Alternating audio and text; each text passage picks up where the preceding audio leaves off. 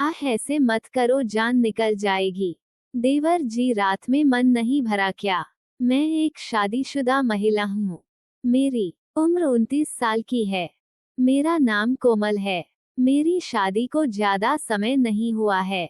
मैंने पति से अरेंज मैरिज की थी।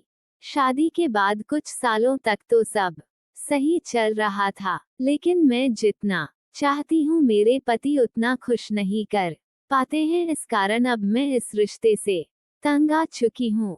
मेरा पति मेरे साथ टाइम नहीं दे पाते हैं, वो अपने काम को प्राथमिकता देते हैं। सारा दिन अपने काम में लगा रहा है। रात में जब हम बिस्तर होते हैं तो हमें कुछ नहीं होता है, क्योंकि उनका बहुत छोटा है।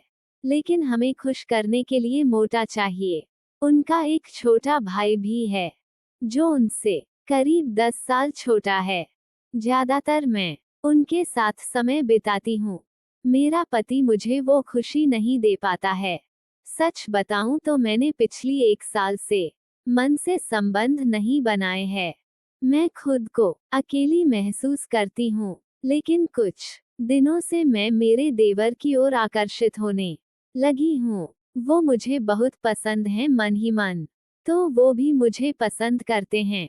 मेरा देवर जिम करता है, मैं उसके ताकतवर मसल्स को देखकर कंट्रोल खो देती हूँ।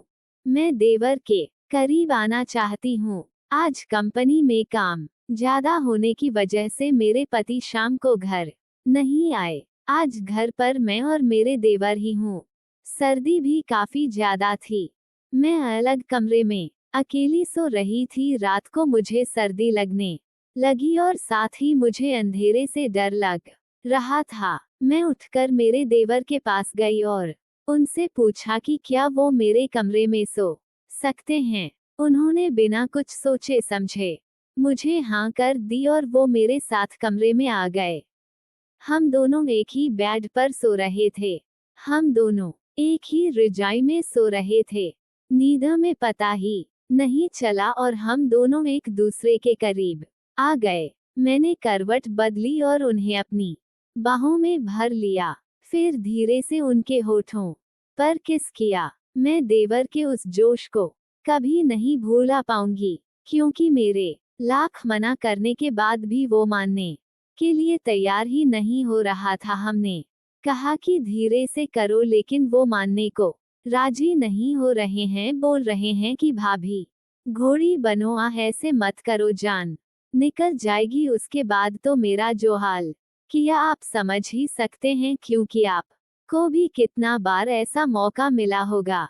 हम तो पानी पानी हो गए। करीब 3 घंटे बाद वो शांत हुए। हमें पति जितना 3 साल में खुश नहीं कर पाए थे, देवर ने 3 घंटे में हमारी भूख को मिटा दिया। अगर वीडियो अच्छा लगा हो तो मेरे इस चैनल प्रिया की कहानियां को सब्सक्राइब अवश्य कीजिए, क्योंकि हम इसी प्रकार के